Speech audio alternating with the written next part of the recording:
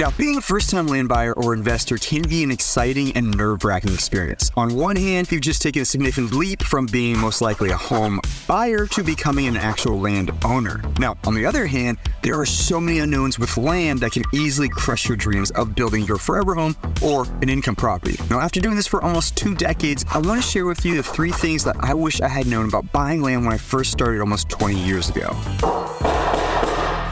And this isn't just a checklist like check zoning, building costs, and utilities. These are items that I had to learn the hard way because this isn't exactly straightforward stuff, especially mistake number 3, which I've seen a lot of landowners make that costs them a lot of money. And sometimes it just flat out kills the whole project.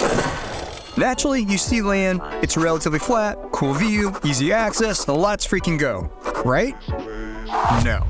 Soil conditions on raw or unimproved land is absolutely critical, especially when we start talking about larger acreages in rural areas. The soil condition has a direct impact on whether your property can accommodate a septic system through something like a perk test, and if the land can even hold the weight of your home or structures. When you don't do it right, you get something like this, a multi-million-dollar 12,000 square foot mansion that started sinking partway through the construction because they didn't conduct a proper soil test. Here you can see the giant cracks forming within just a few months of laying the foundation.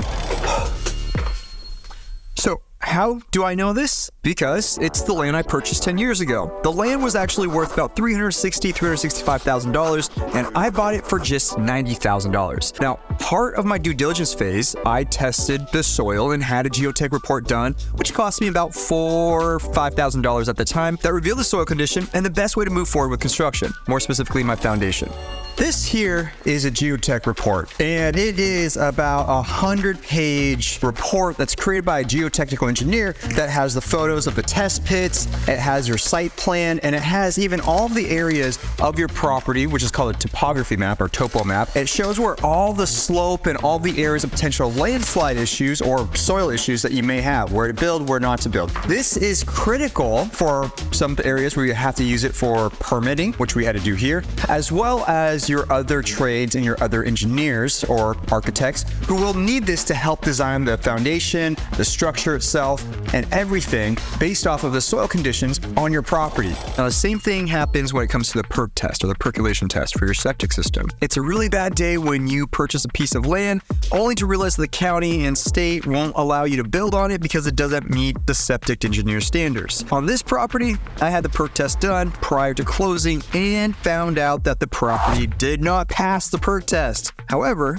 I did find out that an alternative system was required and approved. Now, these alternative systems are double, sometimes triple, or even quadruple the cost of standard systems. But because I had conducted all these tests before closing, I was able to further renegotiate the contract and drop the sales price another $10,000. Now, over the years, I've often found it's better to know the right questions to ask rather than always think that you have the right answers. And asking the right questions and understanding the soil of your piece of land is one of the top 3 most important things I always ask about. But it will also clue you in on any other additional work like trenching, digging, and excavating that you'll need to do from day one if you're doing new construction, which can easily creep into the tens, if not hundreds of thousands of dollars if you're not aware of it. Now, there's a couple different ways you can do this. The first one, the thorough, aka expensive way, is to hire a geotechnical engineering firm to come out to your property with an excavator and dig multiple test pits.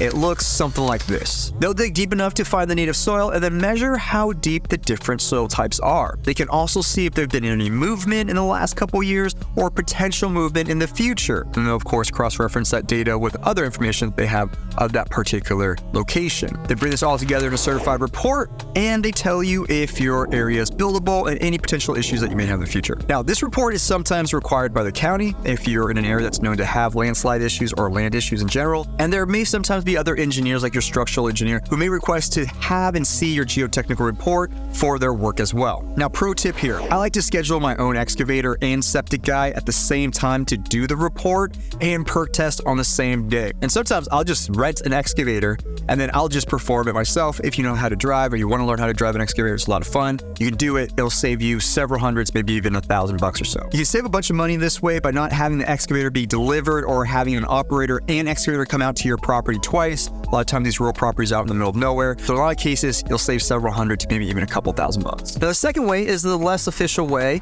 is to speak to locals, especially the neighbors who have built near and around you. Now, it's very common to be around other home builders who have constructed their own homes or properties when you're out in the sticks, the rural areas. Neighbors are a wealth of information on ground, soil type, local issues, water tables, floodplains, and anything else like that. They will have the information and the know-how of the area. Obviously, you want to take everything with a grain of salt, but you'll be surprised at how much you can learn in a 15 or 20-minute conversation with someone or multiple neighbors who have lived next door or near the area for 20, 30, sometimes 40 plus years. You can use this information and make an educated decision on whether to move forward with the deal, or it can help solidify that you may need to hire some professional help. I hands down always do this because it's free, it takes no time, and I actually really enjoy meeting my neighbors. So you see this land right here? It's all this red clay, and I can't put my shovel or pickaxe into the ground without hitting rocks or boulders. Now, the neighbors confirm this whole area is filled with giant rocks and boulders, and every home had issues during construction. Now, this is not ideal for any type of work that I want to do, but I now know this before budgeting any future construction projects. And after speaking with neighbors, I also know that the water table is between 500 to 800 feet deep. This is all critical information to help me make a decision and even renegotiate my contract with the seller. Hey, and you should check out my new free community I created over on School. It's where I host way more in-depth training videos, all my free downloads like spreadsheets, guides, and most importantly, where several hundreds of other like-minded folks like myself and my team are sharing our knowledge, experience, answers to everything revolving around real estate, land, and unique rentals. My team and I even host several Q&As each month for all of our free members. Link is just down below. Go join and say hi to me inside our free community. See you there.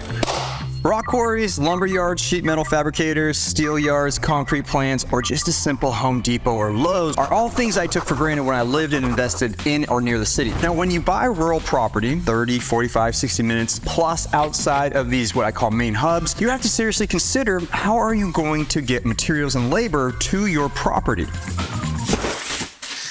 Now think about it. If you're an hour away from the city where most construction crews are working, they have to drive an hour out to you and then an hour back into town. That means that they're only working maybe 6 hours on site, and this includes setup and cleanup time each and every day. Your budget just increased by about 25 to 30% on a $300,000 project. Let's assume that 50% materials, 50% is labor. That's an additional $40,000 to your build cost. Now, that's assuming that crews will even say yes. Most crews won't even venture out that far. There are several parts of the country right now where there are literally no available tradespeople like plumbers, electricians, guys to install siding, roofers, or anything like that. And it's not because they're not available, it's just because it's too far of a drive for them. There's so much business towards the city. And if and when you do get a contractor or a builder to respond to you, they're most likely going to give you astronomical prices just because their schedule is so full. As an example, just a few days ago in Texas on one of our other properties, I approached my friend's landscaper, whom I've seen and met a handful of times, and asked him if he would consider coming out to our property and taking a look and see if he can help us out, which was only about a 30-minute drive away. He politely smiled and just declined. And that was even after we offered to pay him even more for his travel time, but it just wasn't worth it for him to eat up an hour to 2 hours of driving, including traffic time, since he had already so much business towards the city. Now, a good way of doing this is really quickly pull up Google Maps and search for what I call the lucky 7 in your area: foundation, siding, roofer,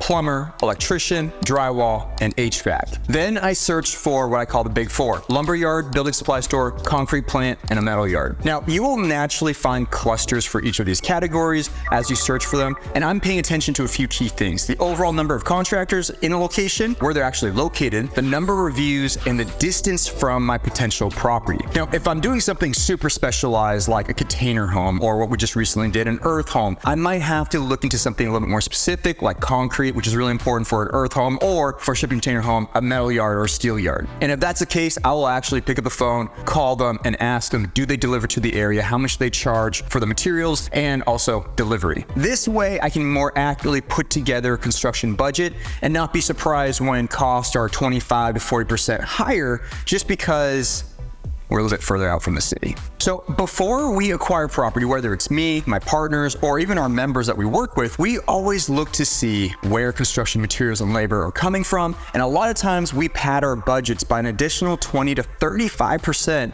for contingencies just to make sure that we can offset the increased pricing because of our location.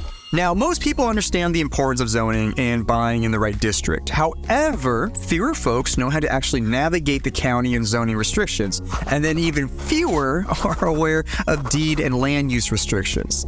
Even in unrestricted zoning or open zoning districts, or in some areas there might not even have regulatory bodies or inspections required, there may still be something called deed or land use or even neighborhood restrictions. These are typically created by a previous owner of the land before it was subdivided and limited the activities and structures that could be built on your property. Yes, even if you're in an unrestricted area. I see this almost as like mini HOAs. They limit the type, the size, the height, and the number of structures that you can build. They can even limit what you can park on your property. Now, for example, here's one of the deed restrictions on one of our members' properties that is in an unrestricted zoning district. They can only build one structure on their entire property, and it has to be a minimum of 1,400 square feet. They even listed the approved materials that it can be built out of. Now, in some areas, you may even have to get approval from a certain person or neighbor to actually sign off on any type of activity or build you have even on your own property. Now, other forms of restrictions that fall into this category are historic districts and state or national scenic areas. The best way to get a hold of your deed or land restrictions is to ask your agent to get it for you. Now, not all agents are created equal, so if they come back empty-handed, I would strongly suggest that you check with the title company and then even go to the county records or local clerk's office. They'll be able to pull up historical property records for you. Now, I've seen folks get burned on these restrictions a lot before, and I've had to bail on a few properties I had under contract after reading the restrictions. This is definitely something that can cost you a significant amount of money and time by just killing your project. So make sure you add this to your due diligence phase. Now, click here to go watch what we did with 12 acres in Georgia by avoiding these 3 mistakes, or you can click right over here to join my free community. I'll see you next time.